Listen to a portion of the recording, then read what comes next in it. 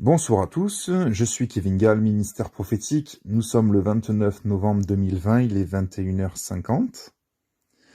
Je suis très heureux de continuer avec vous des réflexions et des méditations sur un thème que j'aborde depuis un certain nombre de vidéos qui concerne la fin des temps et la position de l'Église ou encore le comportement de l'Église et des chrétiens face à ce qui nous arrive, des vagues déferlantes et des grandes tempêtes.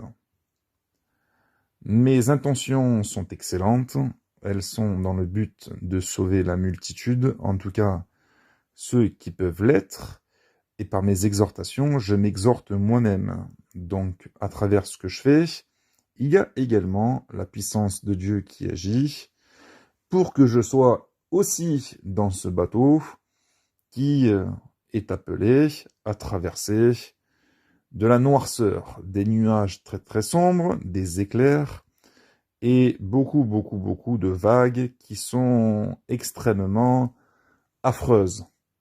Affreuses.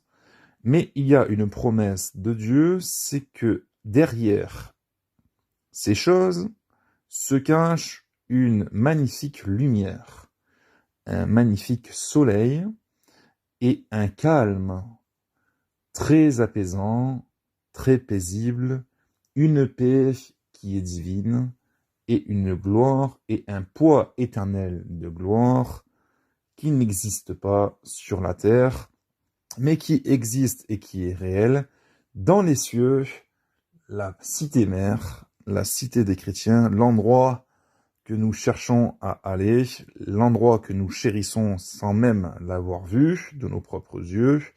Nous sommes tous attirés vers le trône de gloire, le trône du Seigneur, et c'est pour ça que nous vivons, que nous respirons, du moins que nous cherchons à vivre en étant en communion avec Dieu et Jésus-Christ par le Saint-Esprit.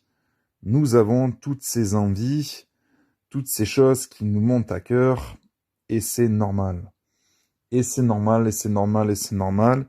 Et bien évidemment, il faut rester focalisé sur ces choses pour arriver à surmonter les épreuves de la vie, épreuves dans lesquelles Dieu nous soumet, de manière à ce que nous soyons éprouvés et à ce que nous soyons façonnés à l'image de son Christ.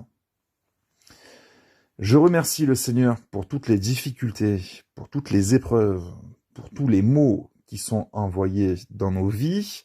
Je bénis Dieu pour ces choses, puisque ces choses, si on veut bien le comprendre, sont extrêmement salvatrices.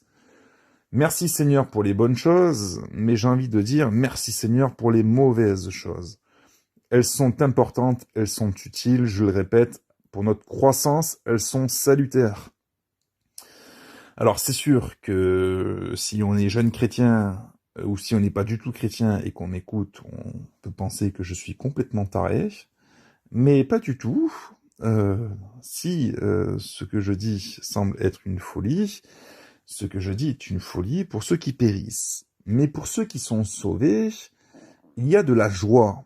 Il y a beaucoup de joie à entendre ce genre de messages qui sont bibliques, L'esprit des prophètes, l'esprit des apôtres, l'esprit de Christ lui-même attestent ces choses, et nous sommes, je le répète, dans ce même troupeau qui a traversé les siècles. Dieu sait combien de saints sont là-haut, Dieu sait combien d'hommes de Dieu et de femmes de Dieu sont là-haut en train de se réjouir, et Dieu sait le nombre de personnes, anges comme morts, qui sont là à nous attendre et qui sont prêts à nous accueillir dès notre mort prochaine.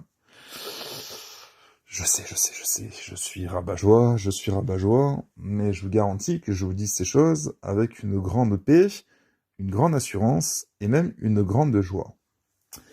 Alors, si vous m'écoutez, j'aimerais vous partager un sujet qui, je le répète, est dans le même thème, une vidéo que je fais et que j'ose intituler « L'Église, un peuple joyeux de mourir ». L'Église, un peuple joyeux de mourir.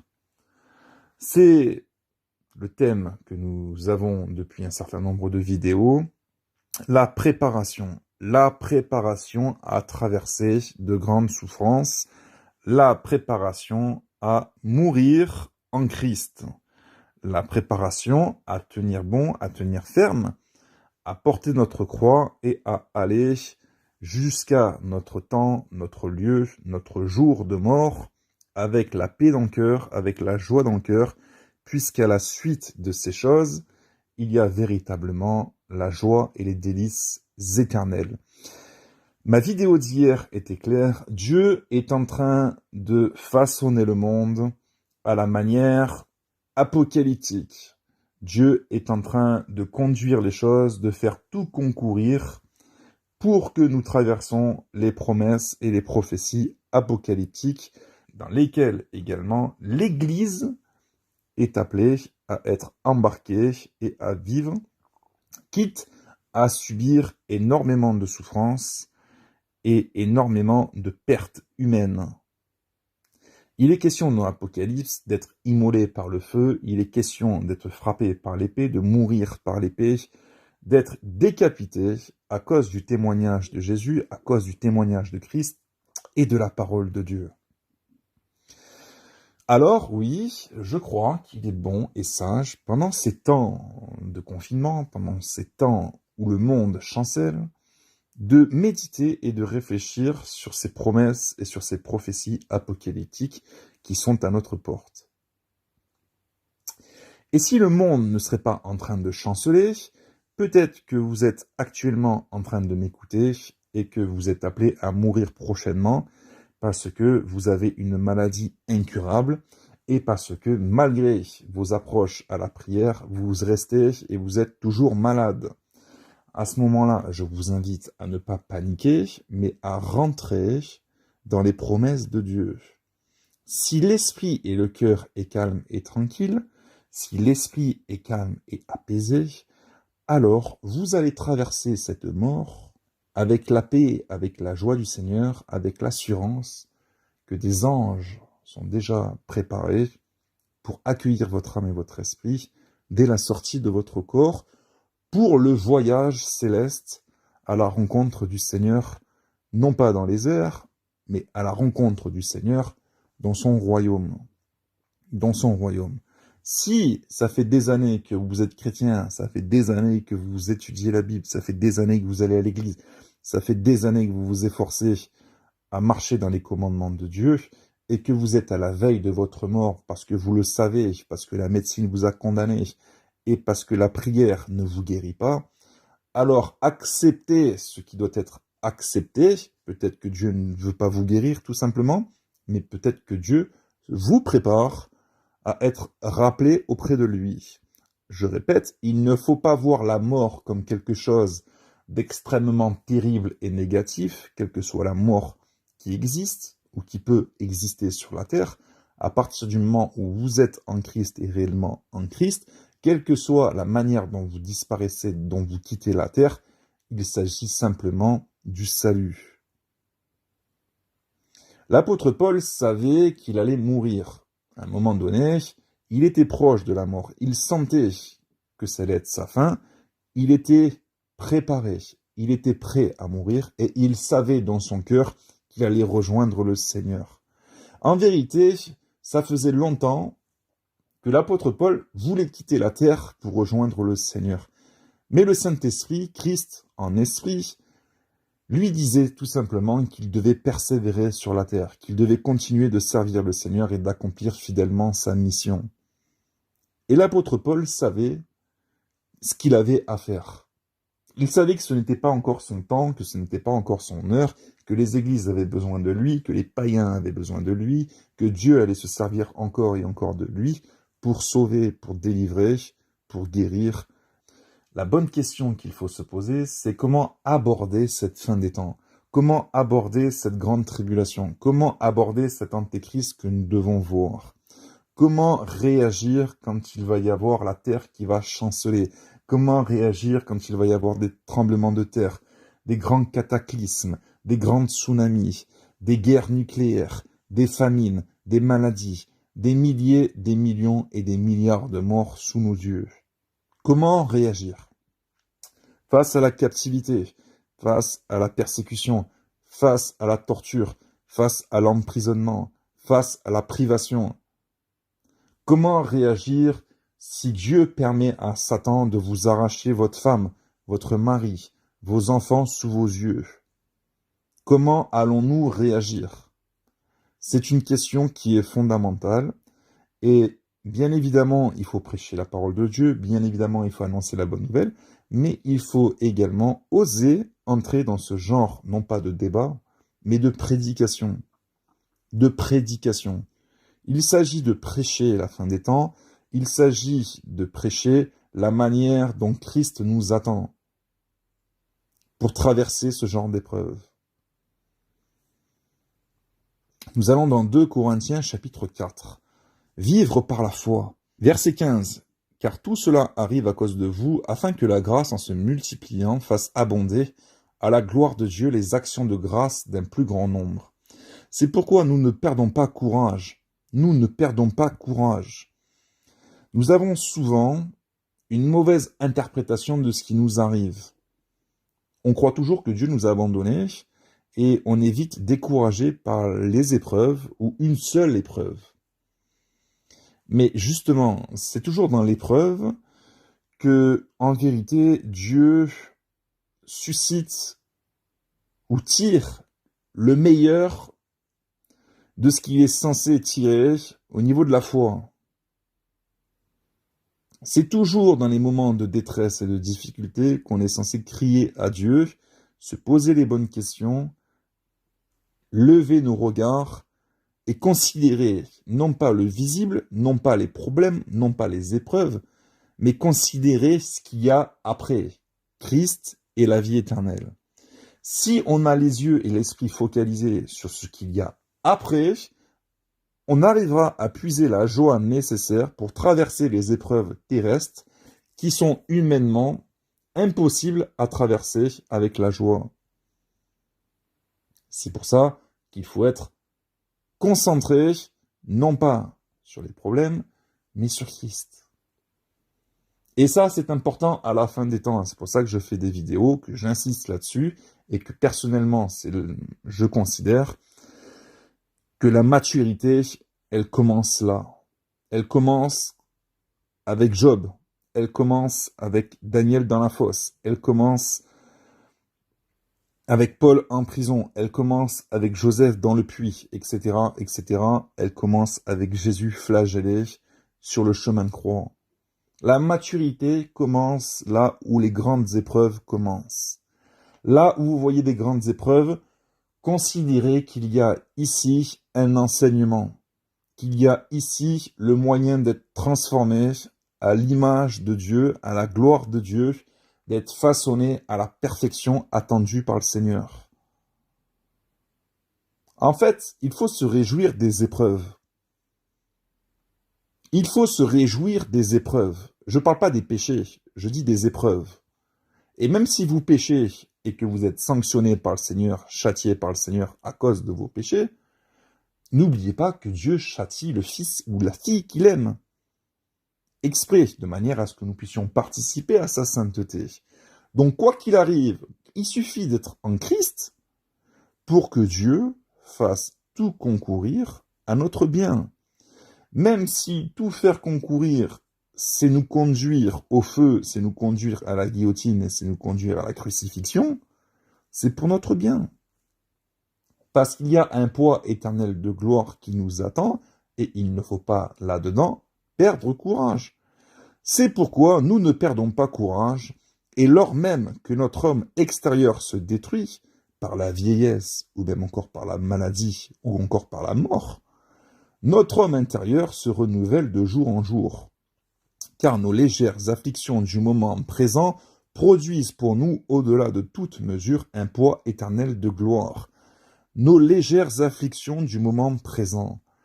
Sachez que nos légères afflictions du moment présent, et peut-être que vous traversez quelque chose de très compliqué, même si c'est quelque chose de très compliqué, ça reste quelque chose de léger, en vérité. et de très temporaire. Mettez-vous à la place de ceux qui sont dans le séjour des morts ou appelés à la GN, qui sont déjà morts et condamnés. Eux, ils ont de quoi se lamenter. Mais nous qui sommes en Christ et qui traversons des épreuves compliquées, en vérité, nous sommes profondément dans de légères afflictions du moment présent, qui en vérité produisent pour nous, au-delà de toute mesure, un poids éternel de gloire. Il y a derrière les épreuves une récompense. Mais il faut que les épreuves soient traversées selon les règles de Dieu.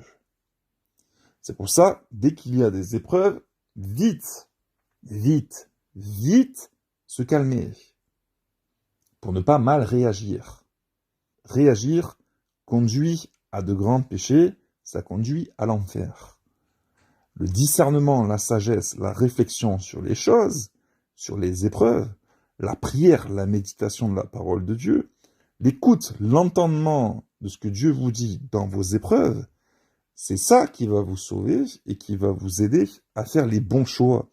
Des bons choix où on va vous dire « mais vous êtes complètement fou, vous êtes complètement folle d'agir comme ça ». C'est là, en agissant bien, que vous allez obtenir une récompense. Souvenez-vous de Jésus qui a dit « aime ton ennemi, fais-lui du bien, on te persécute, pas de souci, tu bénis ». Parce qu'il y a une récompense à saluer, non pas que ceux qui nous aiment, mais également à saluer et à faire du bien à ceux qui ne nous aiment pas. Il y a une récompense, il y a un poids éternel de gloire à traverser des afflictions, des souffrances très difficiles, mais qui sont traversées d'une manière digne du Seigneur. Le plus dur, c'est d'obéir.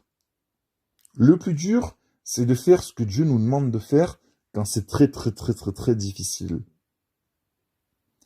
C'est là qu'il faut se tenir devant Dieu, parce qu'il y a toujours la solution quand on obéit à la volonté de Dieu. Un poids éternel de gloire parce que nous regardons non point aux choses visibles, mais à celles qui sont invisibles. On n'est pas là en train de baser nos actes sur ce que nous avons, sur ce que nous voyons ou sur ce que nous subissons. On base nos actes sur ce qu'on sait des lois spirituelles de Dieu, des commandements de Dieu et des récompenses qui nous sont promises liées à l'obéissance. Autrement dit, on base nos actes sur les choses invisibles, notre comportement sur les choses invisibles, notre état d'âme sur les choses invisibles. Car les choses visibles sont passagères et les choses invisibles sont éternelles. Quand on considère les choses invisibles qui sont éternelles, on parvient, et c'est la seule solution, à surmonter des épreuves qui sont visibles, mais qui sont en réalité des illusions, et c'est surtout temporaire.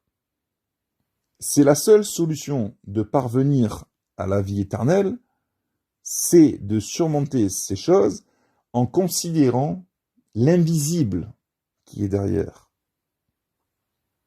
La suite de ces choses, les récompenses, la paix et la joie. Après chaque tempête, il y aura toujours le calme. Après chaque tempête, avec Dieu, il y aura toujours le calme. C'est clair. C'est la loi de Dieu. Le Seigneur ne peut pas se renier lui-même.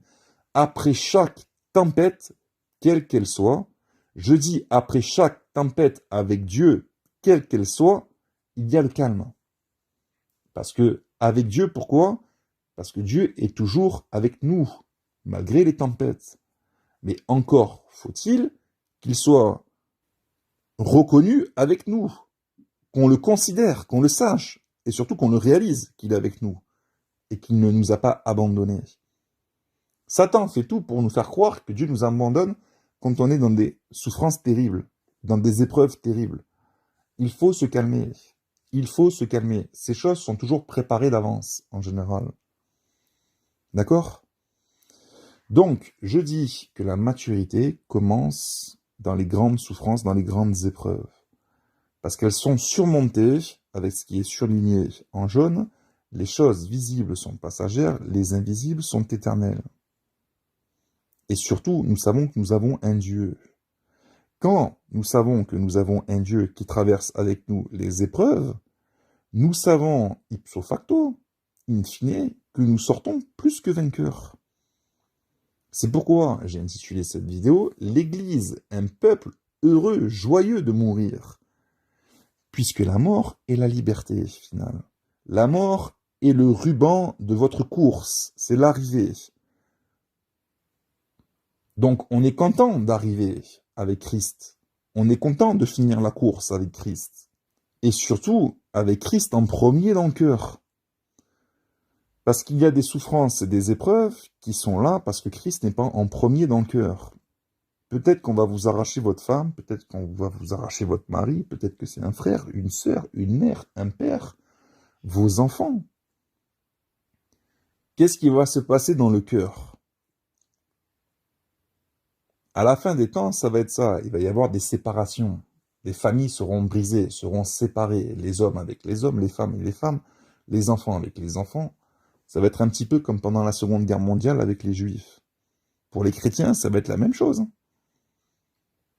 Est-ce que vous êtes préparés à revenir au temps où vous étiez célibataire et avec Dieu? Peut-être que vous avez connu Dieu en étant marié. À ce moment-là, il va falloir revenir au temps où vous étiez célibataire, mais cette fois-ci avec Dieu. Est-ce que vous êtes déjà préparé, si vous êtes une femme, à avertir votre mari que si un jour vous êtes séparés, il faut que l'un et l'autre ne pleurent pas, mais qu'il avance avec Dieu? Est-ce que vous êtes déjà promis que si un jour la vie ferait que vous soyez séparés, que l'un et l'autre, vous allez surmonter ces choses sans pleurer, sans vous effondrer, mais l'un et l'autre devra prier? Est-ce que vous êtes déjà préparé à ce genre de choses, ce genre de tribulation? Si un jour vous devez être amené à être séparés, on entre dans le nouvel ordre mondial, on entre dans les grands temps de tribulation, de persécution, de séparation, de mise à l'épreuve. Est-ce que vous êtes déjà projeté sur cet avenir? Ou est-ce que vous croyez que vous allez être enlevé comme ça, sans traverser la moindre épreuve? Bon, si vous avez considéré les souffrances, les tribulations, les promesses de Dieu, les prophéties bibliques concernant la fin des temps, est-ce que vous vous êtes déjà promis de surmonter ces épreuves avec la joie, même si vous ne vous voyez plus, même si vous ne voyez plus vos enfants, parce qu'on vous les aura pris? Est-ce que vous avez préparé vos enfants, s'ils sont quand même en âge de comprendre, et s'ils sont en Christ, est-ce que vous avez préparé vos enfants à une certaine séparation, au cas où ça devrait arriver? Est-ce que vous les avez préparés à surmonter ces choses, en restant attachés à Dieu? On est dans le concret là, on parle de choses sérieuses concernant la fin des temps. C'est bien de prier, c'est bien de chanter à l'église. Moi je pose la question, est-ce que l'église est prête? Je ne sais pas. Je ne crois pas personnellement, puisque la majorité des pasteurs prêchent qu'on est enlevé avant tout ça. Donc il faut se poser les bonnes questions et se préparer à l'avance. Si vous avez des enfants, préparez-vous à ce qu'on vous les enlève. Si vous avez une femme, préparez-vous à ce qu'on vous l'enlève. Et surtout, préparez-vous à rester dans la joie, malgré toutes ces choses. Mais là, on n'est pas en train d'inventer n'importe quoi. On est en train de rentrer dans la parole de Christ, que si on ne renonce pas au père, à la mère, aux frères, aux enfants, à la sœur, on est en train de réaliser la parole de Dieu, la parole de Christ, lorsqu'il a dit qu'on ne peut pas entrer au ciel, on ne peut pas être son disciple, si on ne renonce pas au père, à la mère, aux frères, à la sœur, aux enfants et même à notre propre vie, si on ne se charge pas de notre croix, on ne peut pas être son disciple. Donc automatiquement, on ne peut pas entrer au ciel. Parce que ceux qui entrent au ciel, ce sont ses disciples. Est-ce qu'on est prêt à ça? Je crois que nous sommes surtout en train de broncher pour pas grand-chose encore. Et je crois que les petites épreuves de Dieu, ces légères afflictions, pour beaucoup d'entre nous, nous sommes beaucoup en train de broncher. Et nous ne sommes pas prêts à traverser ce qui est insupportable, humainement insupportable. Et ce qui peut être surmonté que par la puissance du Saint-Esprit. C'est pour ça qu'il faudra de l'huile et qu'il faudra être une vierge sage, préparée. Bien sûr, préparée à la rencontre du Seigneur, mais à quel moment? Au milieu de la nuit, dans la tempête, dans l'épreuve, dans la grande épreuve, dans la joie, dans la joie, dans la joie, dans la joie, dans la joie, dans la joie, dans la joie. Est-ce que vous considérez que le jour qui est aujourd'hui est votre dernier jour? Est-ce que vous considérez que le jour de demain sera votre dernier jour? Est-ce que vous vivez les jours comme si c'était les derniers? Ça aide, ça aussi. Parce que Dieu fait tout pour qu'on ne soit pas au courant aussi de toutes choses. Il y a des choses qui sont cachées, qui n'appartiennent qu'à Dieu. Vous aurez beau les demander à Dieu, vous ne les obtiendrez pas, ces révélations. Parce que ça restera caché. Il y a des choses que Dieu voudra vous révéler, il y a des choses que Dieu ne voudra pas vous révéler. Même s'il a révélé à Pierre comment il allait mourir, il ne lui a pas dit le jour et l'heure. Dieu ne dit pas le jour et l'heure à laquelle l'Église sera enlevée. Vous ne connaissez pas le jour exact, l'heure exacte de votre mort. Pourquoi? Parce qu'il faut constamment être préparé. Ça peut être ce soir, ça peut être demain, que Dieu vous redemande votre âme. La question est, est-ce qu'on est prêt? Sans même parler de la grande tribulation et des grands bouleversements planétaires. La question est, est-ce qu'on est préparé à mourir? Et surtout, est-ce qu'on a la joie et l'assurance du salut? L'Église, un peuple joyeux de mourir. Pourquoi? Parce qu'on est en train de mourir petit à petit par la vieillesse, naturellement, et on mourra certainement un jour ou l'autre. Dieu le connaît. Et quelle attitude on va avoir quand on va sortir de notre corps? Est-ce qu'on va pousser des cris de joie? Est-ce qu'on va rendre gloire à Dieu? Ou est-ce qu'on va se mettre à pleurer et pourquoi je suis mort et patati, patata et pourquoi je quitte la terre et commencer à se rebeller? Enfin, vous voyez ce que je veux dire? Ça aussi, on peut rentrer dans ce genre de réflexion et de méditation. Si vous mourrez maintenant et que vous sortez de votre corps, quelle réaction est-ce que vous allez avoir? Est-ce que vous allez être révolté d'être mort? Vous allez vous voir comme ça, vous allez voir votre corps qui est mort. Vous n'allez pas comprendre ce qui se passe. Quelle attitude vous allez avoir? Quand vous allez comprendre que vous êtes mort, quelle attitude vous allez avoir? Est-ce que vous allez regarder vers le haut? Est-ce que vous allez regarder vers le bas? Est-ce que vous allez vous attendre à recevoir la lumière? Est-ce que vous allez vous attendre à avoir un puits qui s'ouvre sous vos pieds? Et des esprits qui viennent vous chercher? C'est ça la bonne question. Mais il vaut mieux se poser ce genre de questions avant de mourir qu'après. Parce qu'il s'en passe des choses à la sortie du corps. La question est, est-ce qu'on a l'assurance du salut et est-ce qu'on est joyeux de mourir? Je dis pas suicidaire, je dis joyeux de mourir. On va pas nous-mêmes se provoquer la mort pour espérer voir le Seigneur. Ça, c'est interdit, hein. Je précise dans cette vidéo, afin qu'il n'y ait pas de mauvaise interprétation. Voilà, je vous laisse avec ces petites réflexions qui nous aident à nous poser les bonnes questions et à voir si vraiment nous sommes dans la vérité, dans la foi, à s'éprouver de nous-mêmes et puis finalement à changer aussi dans le comportement, dans les pensées, dans les émotions, dans toutes ces choses qui sont nécessaires pour le salut. Voilà, soyez bénis, au revoir.